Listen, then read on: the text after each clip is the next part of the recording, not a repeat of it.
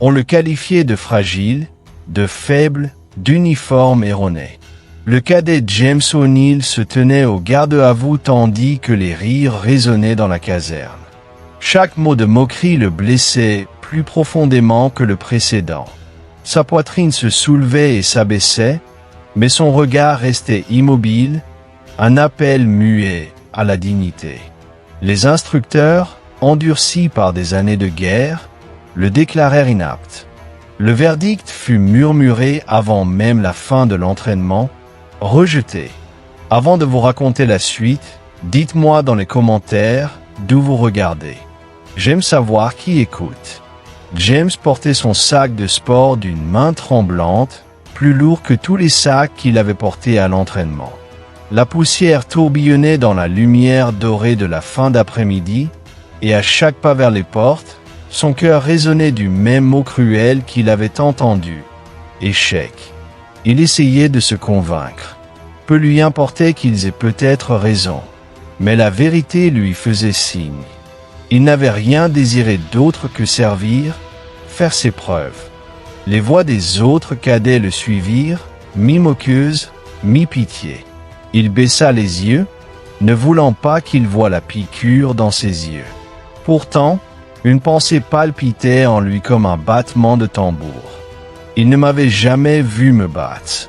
Il ne m'avait jamais vu tenir bon quand d'autres abandonnaient. Puis vint le bruit. De lourdes bottes heurtèrent le trottoir. Un silence soudain parcourut la foule des cadets. L'air lui-même sembla se resserrer sous l'effet de l'autorité. Un marine s'avança, large d'épaules, buriné, son uniforme portant les cicatrices de campagne dont les autres ne connaissaient que les récits. Sa voix, lorsqu'elle résonna dans la cour, figea tout le monde. « Loup de fer, tiens-toi prêt. » Les mots frappèrent comme la foudre. Les têtes se tournèrent. Des murmures se répandirent. Personne ne savait ce que signifiait cet appel, mais chacun en ressentait la puissance. James leva les yeux, surpris, son regard rivé sur celui des marines. On ne l'avait jamais appelé ainsi auparavant. Loup de fer, lui. Le regard des marines n'exprimait aucune pitié, sans aucun doute, seulement de la reconnaissance. « Tu ne t'en vas pas aujourd'hui, fiston, » dit-il d'une voix rauque comme le gravier, mais ferme comme la pierre. « J'ai déjà vu des yeux comme les tiens.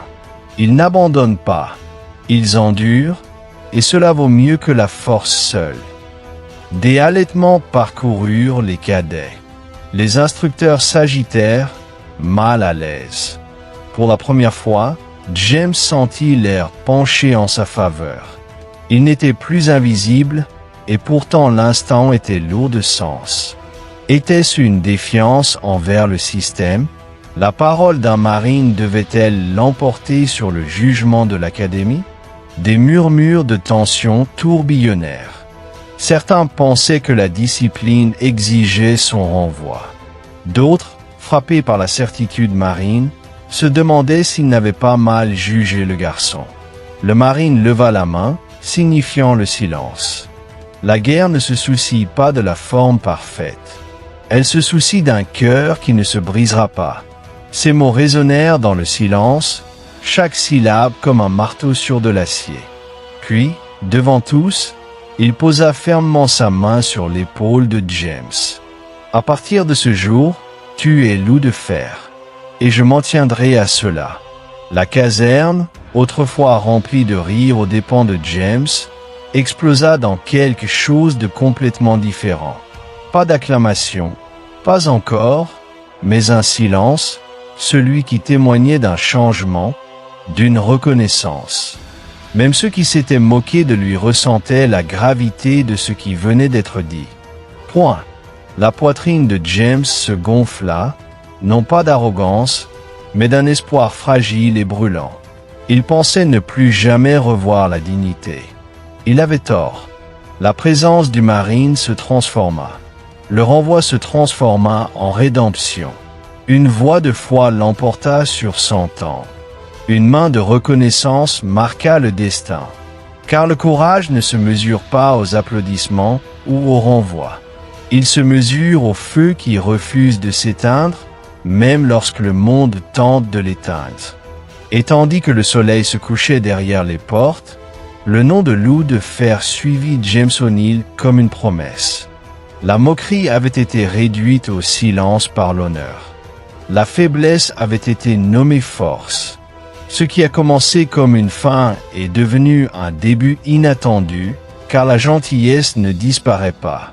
Elle attend et retrouve son chemin. Et parfois, elle rugit assez fort pour que le monde entier l'entende. Si cette histoire vous a touché, partagez vos impressions dans les commentaires. Et n'oubliez pas de vous abonner pour découvrir d'autres histoires qui nous rappellent que la force n'est pas toujours une question de puissance, mais de résistance face aux obstacles.